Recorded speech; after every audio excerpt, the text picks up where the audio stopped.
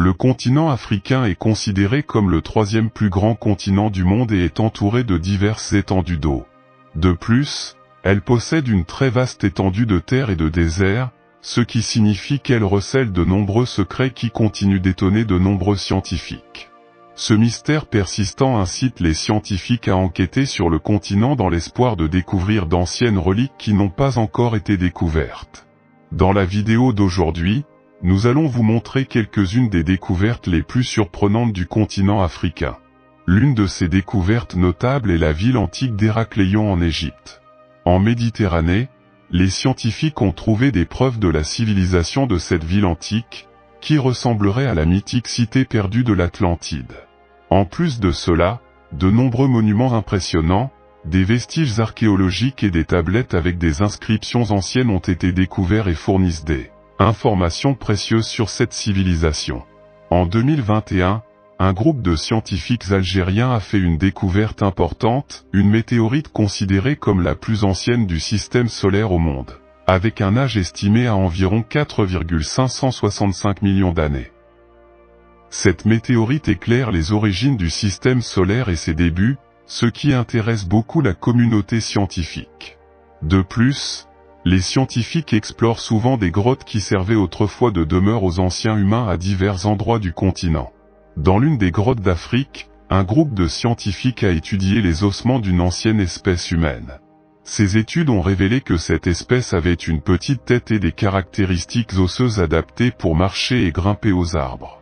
Cette découverte confirme que l'Afrique recèle de nombreux secrets qui pourraient apporter des réponses cruciales sur l'évolution de l'espèce humaine sur Terre. Réponses qui n'ont pas encore été entièrement révélées, malgré les avancées réalisées par les scientifiques précédents. En 2021, dans le nord de la Tanzanie, un groupe de scientifiques a fait une découverte étonnante en trouvant certains des outils que les anciens humains utilisaient il y a environ 2,6 millions d'années pour fabriquer des armes rudimentaires utilisées pour l'autodéfense et la chasse aux prédateurs, qui à cette époque dépassaient la taille des êtres humains. Cette découverte confirme la simplicité des armes utilisées par nos ancêtres pour survivre et fournit des informations précieuses sur l'évolution de notre planète et l'histoire de l'humanité. Autrefois, l'un des lacs les plus anciens exploités par l'homme se trouvait dans cette région du nord de la Tanzanie, car il contenait une grande quantité d'eau. Un groupe de géologues a pu étudier et analyser le sol à proximité du lac, révélant que dans le passé il était nettement plus étendu qu'aujourd'hui. Cependant, elle a subi un processus de sécheresse qui a entraîné une baisse marquée du niveau de l'eau. Ce changement des conditions de l'eau représente une transformation majeure du milieu naturel et a conduit les scientifiques à enquêter sur les raisons de cet événement, en retraçant l'histoire du lac et les causes de son dessèchement. Le mont Mabu, une montagne située au nord du Mozambique, est connu pour ses anciennes forêts tropicales. Il s'étend sur environ 1700 mètres et ses forêts couvrent environ 7000 hectares carrés. Malgré sa reconnaissance locale, les botanistes et les zoologistes n'étaient pas conscients de l'extraordinaire diversité de sa faune jusqu'en 2005. On pense que, précisément en 2013, grâce à la technologie satellite, les scientifiques ont pu explorer cette zone plus en profondeur, ce qui leur a permis d'obtenir pour le connaître de plus près et découvrir de nombreux aspects restés cachés. Ce fait renforce la conviction qu'il existe encore de nombreuses zones sur la planète Terre qui n'ont pas été explorées et qui pourraient abriter des preuves de civilisation ancienne ou des découvertes significatives de la recherche scientifique. Enfant Bouddha. En 2018, les cinéastes Léon Deschamps et Sean Thompson cherchaient du matériel pour un documentaire sur l'exploration française de l'Australie. Ils ont utilisé des détecteurs de métaux à Shark Bay, en Australie occidentale, et ont trouvé un rare Bouddha de la dynastie Ming, en particulier une petite statue de bébé Bouddha. Cette révélation surprenante a suscité la polémique, certains pensaient qu'il s'agissait d'un faux, tandis que d'autres se demandaient comment une statue de la dynastie Ming avait fini par se retrouver en Australie. Les experts ont déterminé son authenticité après un certain temps, mais le mystère de son origine persistait.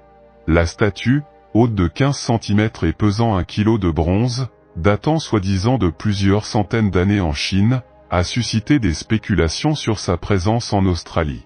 On pense qu'il a été transporté par les explorateurs de la dynastie Ming entre 1368 et 1644 après JC et qu'il a été enterré environ 150 ans avant sa découverte. Il existe cependant des opinions sceptiques. Bien que des navires aient entrepris des expéditions en Asie du Sud-Est, rien ne prouve qu'ils aient atteint l'Australie avant les explorateurs européens au XVIIe siècle. Les théories diffèrent. Certaines pensent que la statue a été abandonnée par des perliers ou des pêcheurs chinois dans les années 1870 dans le cadre d'un canular. L'incertitude quant à la véritable origine du Bouddha ne pouvait être résolue qu'en fouillant le site. Médaillon du pharaon. Cette découverte concerne le pharaon Akhénaton, un ancien et célèbre dirigeant. Akhénaton est connu pour son apparence particulière qui ressemble à celle d'une femme, ce qui est inhabituel pour un dirigeant masculin. Il était le père de Toutankhamon et le mari de Néfertiti, une reine controversée. Son médaillon est le plus discuté. Il montre une sorte de véritable vaisseau au disque ressemblant à une soucoupe volante, avec une tête semblable à celle d'un extraterrestre sur le dessus. Cela a conduit à des débats sur la question de savoir si les extraterrestres étaient liés à l'Égypte ancienne. Cependant, le médaillon n'existe qu'en photo et nous ne pouvons pas être sûrs de ce qu'il signifiait réellement pour les Égyptiens. L'évolution animale. En plus de réfléchir à l'apparition du premier être humain, vous êtes-vous interrogé sur la façon dont les animaux ont évolué? La vie existe sur Terre depuis environ 4,5 milliards d'années, mais pendant longtemps il n'y avait que des bactéries. Les informations sur l'évolution des animaux proviennent principalement de fossiles, tels que des coquilles et des os. Bien que nous connaissions des fossiles durs datant de plus de 500 millions d'années, il existe une période antérieure où les animaux étaient mous et ne laissaient pas beaucoup de traces fossiles. On pense que les éponges sont les animaux les plus fondamentaux de l'arbre de l'évolution et donc peut-être les premiers à apparaître. Même si elles ne ressemblent pas à des animaux, les éponges le sont. Ils se nourrissent en absorbant l'eau avec de la matière organique et en utilisant de l'oxygène. Même si nous pensons que les éponges existaient il y a des centaines de millions d'années, il n'existe pas beaucoup de fossiles de cette période. En effet, les éponges n'ont pas de parties dures comme des coquilles ou des os, ce qui rend difficile la recherche de preuves de leur existence dans les roches anciennes. Si nous confirmons que les éponges vivaient à cette époque, cela signifierait que les animaux existaient bien plus tôt qu'on ne le pensait. La porte des dieux. En 1996, un guide touristique nommé José Luis Delgado Mamani a découvert une porte inhabituelle près du lac Titicaca en Amérique du Sud. Elle est appelée Aramumuru, ou porte des dieux et a suscité une controverse en raison de son origine et de son objectif. Pendant plus de 4000 ans, la zone autour du lac et des montagnes a été habitée par des communautés autochtones, dont les Incas dirigés par Pachacuti Inca Yupanqui. Les Incas considéraient le lac comme le début du monde et un lieu pour les esprits après la mort. La structure Aramumuru, qui mesure 7 mètres de haut et de large, avec une petite porte au milieu, est considérée comme un lieu de pèlerinage et de culte doté de pouvoirs spéciaux. Bien que l'on ne sache pas d'où il vient, on pense qu'il existait avant les Incas et que les communautés amérindiennes ont des histoires à son sujet. On dit que c'est un portail pour voyager vers d'autres mondes et que les dieux l'utilisaient. Ceux qui ont frappé à la porte disent ressentir de la paix. Bien qu'il soit plus ancien que les Incas, son nom vient d'une légende inca dans laquelle un prêtre nommé Aramumuru s'échappa des Espagnols avec un disque d'or appelé la clé des dieux aux 7 rayons, le plaça sur la porte en pierre et disparut. À travers. Les Incas tombèrent aux mains des Espagnols en raison des invasions, des maladies et de la perte de ressources, entraînant la fin de leur empire en 1592. Tombeau de Jésus. Même si vous n'êtes pas chrétien, vous avez probablement entendu parler de la mort et de la résurrection de Jésus. Les premières histoires sur son enterrement se trouvent dans les évangiles canoniques, les 4 premiers livres du Nouveau Testament, écrits quelques décennies après la crucifixion de Jésus en 30 après JC. Bien que les détails varient selon les 4 livres, ils racontent tous comment Jésus a été enterré dans un tombeau creusé dans la roche appartenant à Joseph d'Arimathie, un riche disciple juif. Les archéologues ont découvert plus d'1 millier de tombes similaires taillées dans la roche autour de Jérusalem. Chacune avait autrefois des chambres funéraires avec de longues niches sur les côtés pour les corps individuels. L'une des découvertes les plus remarquables a été l'église du Saint-Sépulcre, qui marquerait l'emplacement d'origine du tombeau de Jésus. Bien que les textes religieux indiquent que Jésus a été enterré en dehors de Jérusalem, près du Golgotha où il a été crucifié, la tradition juive n'autorisait pas l'inhumation à l'intérieur des murs de la ville. Les murs ont ensuite été agrandis pour inclure le Golgotha et le tombeau, ce qui rend difficile la détermination de l'emplacement exact de son enterrement. Les archéologues de Jérusalem affirment cependant qu'il n'existe aucune preuve permettant d'exclure l'authenticité du site. Le mécanisme d'Anticythère. En 1900, des plongeurs grecs de Symis cherchaient des éponges lorsqu'une forte tempête les emporta près de l'île d'Anticythère. Là, ils trouvèrent une épave pleine de trésors grecs, la découverte d'épave antique la plus importante jusqu'alors. L'un des trésors était le mécanisme d'Anticythère, un objet de la taille d'un dictionnaire doté d'engrenages en bronze précis. Il a d'abord été négligé en raison d'autres découvertes passionnantes, mais plus tard, ces engrenages sophistiqués de la taille d'une pièce de monnaie ont été remarqués. Cela était surprenant, car on ne pensait pas que les Grecs de l'Antiquité utilisaient des engins aussi avancés. Le mécanisme réécrit ce que nous savons de sa technologie. On pensait autrefois que les Grecs n'utilisaient des engrenages que dans des moulins rudimentaires. Ce mécanisme simple mais impressionnant est unique. Bien qu'il existe un calendrier byzantin datant de 600 après JC, des horloges astronomiques avancées sont apparues au XIVe siècle. Le mécanisme d'Anticythère, avec des engrenages au millimètre près, est différent.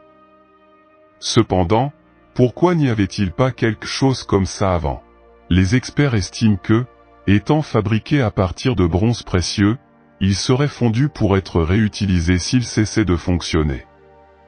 Sans le naufrage, il aurait disparu. La cité perdue du dieu singe. Les archéologues entendaient depuis des années des rumeurs concernant une ville située dans la jungle du Honduras, l'appelant parfois la ville blanche et d'autres fois la cité perdue du dieu singe. En 2015, la ville est passée du mythe à la réalité.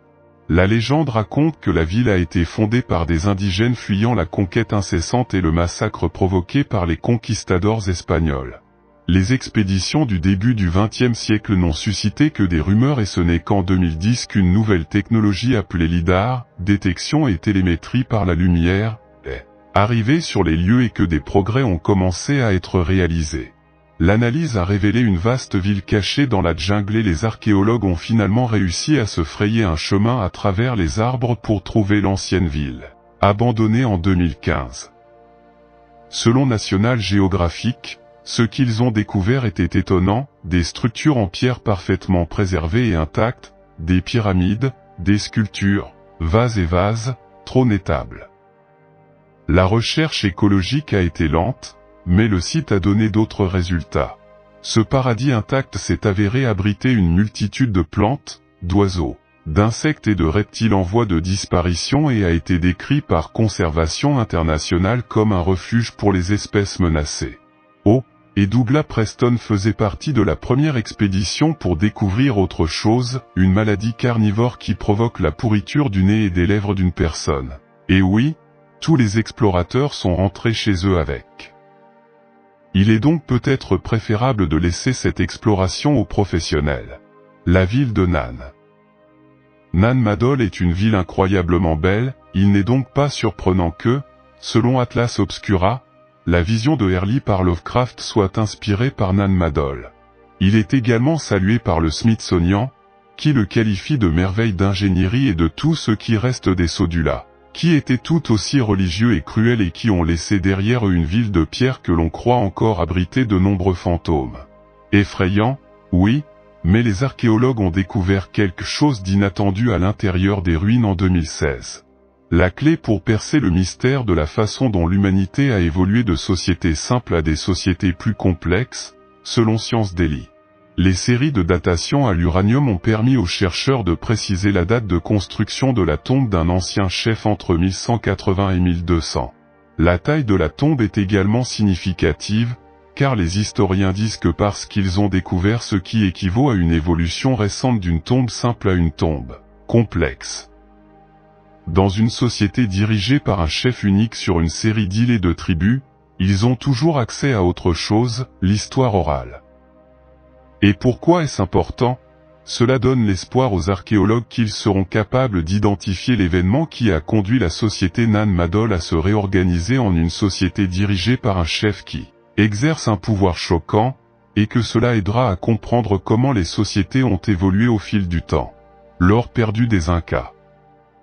L'histoire d'Inca Gold commence au XVIe siècle lorsque l'explorateur espagnol et généralement méchant Francisco Pizarro a exigé une rançon. Si les Incas lui apportaient une pièce pleine d'or, il libérerait le roi Atahualpa. Heureusement, les Incas commencèrent à collecter la rançon, mais malheureusement, Pizarro s'impatienta et le fit exécuter. Selon National Geographic, c'est là que l'histoire devient trouble.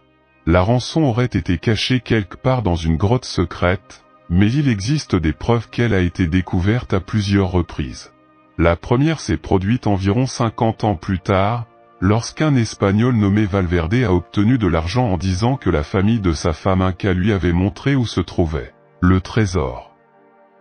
Il a laissé des instructions pour le trouver. Le guide et la carte ont disparu jusque dans les années 1850. Mais ce n'est qu'en 1886 qu'un chasseur de trésors nommé Bad Blake a enquêté et a rapporté avoir trouvé le trésor. Il a décrit des figures humaines, d'oiseaux et d'animaux grandeur nature faites d'or et de bijoux, des vases en or remplis d'émeraudes et les plus belles œuvres d'orfèvrerie qu'on puisse imaginer. Blake a pris ce qu'elle pouvait transporter et est parti, avec l'intention de revenir. Cependant, il a disparu alors qu'il rentrait à New York et toutes les tentatives pour le retrouver ont échoué. Où est-il passé et quelqu'un d'autre pourra-t-il trouver l'or ? Bombe de la Seconde Guerre mondiale à Great Yarmouth. Lors de travaux de dragage à Great Yarmouth, une bombe de 250 kg datant de la Seconde Guerre mondiale a été découverte. Les autorités ont établi une zone d'exclusion et ont fait appel à l'équipe de déminage de l'armée. Le plan était d'utiliser un robot pour démanteler la bombe, mais au 3e jour de l'opération, elle a explosé. Heureusement, les précautions prises ont minimisé les dégâts et personne n'a été blessé. Il ne s'agit pas d'un cas isolé. Des bombes non explosées ont été retrouvées et traitées en Allemagne. Plus de 400 pourraient être cachées sous terre, ce qui témoigne de l'impact durable des conflits passés d'aujourd'hui. Dodécaèdre romain. Les dodécaèdres romains sont des objets mystérieux à 12 faces plates qui remontent à l'époque romaine. Ils étaient fabriqués à partir d'un alliage de cuivre et apparaissent sur les pièces de monnaie romaines, indiquant leur valeur. Cependant, depuis la découverte du premier en 1739, son objectif reste une énigme. Ces objets se trouvent sur des sites antiques du nord de l'Europe et il existe diverses théories sur leur fonction. Certains pensent qu'ils étaient décoratifs ou servaient de bougeoirs, puisqu'on les a trouvés avec de la cire à l'intérieur. D'autres pensent qu'ils étaient utilisés pour mesurer des objets éloignés, comme de fausses pièces en fonction de leur taille, ou même pour prédire la chance. Une théorie plus récente suggère que des trous de différentes tailles dans les dodécaèdres auraient pu être utilisés pour tisser des gants autour du doigt et du pouce. Bien que ces théories existent, il n'existe aucune preuve directe de l'époque romaine pour les étayer. Une incertitude persiste quant à la destination de ces dodécaèdres romains. Roches en plastique. Une découverte récente a suscité des inquiétudes parmi les scientifiques en raison de son impact sur l'environnement. Il a été réalisé sur une île isolée de Trinidad, qui sert de refuge à des espèces rares et menacées en raison du manque d'activité humaine. Cependant, une étrange roche bleu-vert a été découverte qui s'est avérée être un nouveau type de roche composée de plastique et de lave volcanique.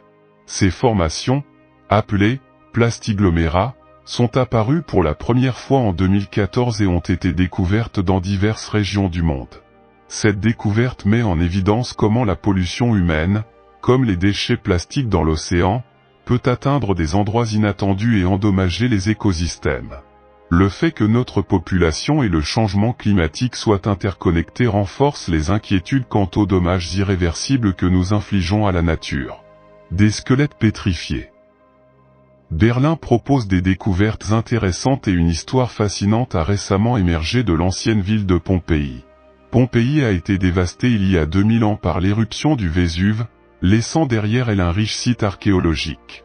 Une nouvelle découverte révèle des squelettes pétrifiés, celui d'un noble et de son esclave.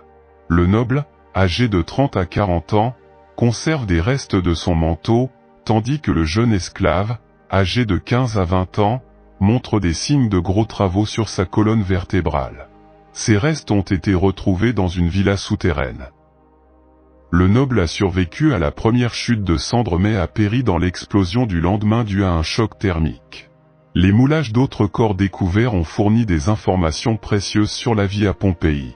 Ces découvertes nous relient au passé et nous rappellent la tragédie provoquée par l'éruption du Vésuve. Cube de rivière. En mai 2020, Will Reed cherchait des métaux précieux dans une rivière peu profonde de Coventry, en Angleterre. En fouillant les sédiments, il a trouvé de petits cubes de plomb sur lesquels étaient gravés des symboles et des chiffres. Cette découverte s'est agrandie et il a découvert plus de 60 seaux de plomb avec ses 2 enfants. Il s'est avéré que ces cubes sont utilisés dans les rituels de prière hindous. Les fidèles écrivent leurs vœux sur les cubes avant de les jeter dans un fleuve sacré comme le Gange, libérant ainsi leurs désirs et se connectant au divin. Bien que les cubes soient courants dans des endroits comme l'Inde, Reed les a trouvés en Angleterre. Ils y ont probablement été abandonnés au cours des 40 dernières années par des hindous britanniques pratiquant leurs traditions religieuses dans leur nouvelle demeure. La rivière Coventry a peut-être remplacé le Gange dans leur rituel. Marqueur de 1000 ans, d'il y a 200 ans. Le sport a toujours été très populaire dans le divertissement. L'excitation de soutenir des équipes, de suivre les scores et de collectionner des souvenirs est unique. Il est intéressant de noter que les anciennes versions de jeux de football avec des lumières, des ballons et des équipements LED existent depuis des siècles. Il n'est donc pas surprenant que d'anciennes civilisations telles que les Mayas, il y a environ 1200 ans, aient également participé à des sports similaires. Récemment, des archéologues ont fait une découverte intrigante, une tablette ronde en pierre qui servait de repère au Mexique. La tablette montre 2 hommes jouant à un jeu de football appelé « pelote ». Le jeu est représenté sur le bord de la tablette circulaire, à côté de hiéroglyphes censés indiquer des marques liées au jeu. Cette lourde tablette, pesant plus de 40 kg, a été retrouvée à près d'un demi-kilomètre sous la surface. Cette découverte nous relie aux sociétés anciennes et à leur passion pour le sport et la compétition. Cela pourrait également fournir des informations sur la manière dont ces civilisations appréciaient le sport et comptabilisaient les scores. Qui sait, peut-être que cela nous aidera même à mieux comprendre les jeux anciens comme le ballon et ses règles. Chambre cachée dans la pyramide de Gizeh. Les pyramides sont des structures humaines fascinantes et énigmatiques. Ils sont connus pour détenir des secrets et des trésors, ce qui en fait des sujets de spéculation. Cependant, même avec la célèbre pyramide de Gizeh, on pourrait penser qu'il n'y a rien de nouveau à découvrir. Mais ce n'est pas vrai. Grâce à une technologie de pointe, les scientifiques ont découvert une chambre cachée de 9 mètres dans cette merveille ancienne vieille de 4500 ans. La pyramide de Gizeh est la dernière des 7 merveilles du monde antique et est largement reconnue. Bien que des trésors cachés aient été découverts au fil du temps, les dernières années ont été calmes à cet égard. Jusqu'à ce que des outils modernes comme la thermographie infrarouge, les simulations 3D et l'imagerie par rayons cosmiques soient utilisées pour réaliser un balayage semblable aux rayons X. La révélation du tunnel de 30 pieds ajoute du mystère à une structure déjà énigmatique. Le but de ce tunnel reste inconnu. Diverses idées ont été suggérées, comme une chambre funéraire, un espace de construction ou un couloir. Cependant, en raison des limites de la radiographie muonique, on ne sait pas avec certitude ce que contient l'espace vide. Cette découverte a suscité un débat dans la communauté archéologique. Certains experts ont mis en garde contre le fait de tirer des conclusions hâtives basées uniquement sur les données sur les muons et ont souligné la nécessité de recherches supplémentaires, éventuellement en utilisant l'exploration robotique ou d'autres techniques avancées, pour comprendre le but de la chambre cachée de la pyramide de Gizeh. Le navire néerlandais coulé. En 2019, des plongeurs ont découvert les restes d'un ancien navire sur la côte du Sussex, jusqu'alors inconnu à Eastbourne. Les vestiges comprennent des canons, du marbre, des trous dans le bois et des fragments de poterie italienne. Après avoir analysé le bois, les scientifiques ont daté le navire du XVIIe siècle. Des mesures de sécurité protègent la zone contre le vol. Les artefacts, trésors engloutis, éveillent la curiosité historique. Après 4 ans, il fut identifié comme un navire de guerre hollandais datant de 1656. Il a peut-être été confronté à des batailles, à des pirates ou à des catastrophes. Le mystère a été révélé, mais les investigations se poursuivent. Les scientifiques explorent la construction et l'affaissement pour mieux les comprendre. Discovery donne un aperçu de l'histoire maritime du XVIIe siècle et de la navigation de cette époque. Fragment de la navette Challenger. Le 28 janvier 1986, la navette Challenger décolle pour sa 10e mission. Malgré ses 9 précédents voyages réussis, une tragédie a cette fois frappé. La navette s'est désintégrée au-dessus de l'océan Atlantique en raison de problèmes avec l'un des propulseurs causés par les basses températures. Cette tragédie a conduit la NASA à apporter des améliorations majeures en matière de sécurité et de conception. Récemment, une équipe de tournage sous-marin a trouvé un objet massif sous l'eau lors du tournage d'un documentaire. Ils pensaient qu'il s'agissait peut-être d'un vaisseau extraterrestre, mais il s'est avéré qu'il s'agissait d'un fragment du Challenger qui a explosé il y a 37 ans. La NASA a confirmé qu'il s'agissait du plus gros fragment découvert jusqu'à présent. Cette trouvaille pourrait être exposée dans un musée en l'honneur des 7 astronautes décédés. Si certaines découvertes nous passionnent, d'autres nous rappellent des moments douloureux du passé. Nous devons toujours entretenir notre curiosité. Merci d'avoir regardé, aimez et abonnez-vous à la chaîne. À la prochaine.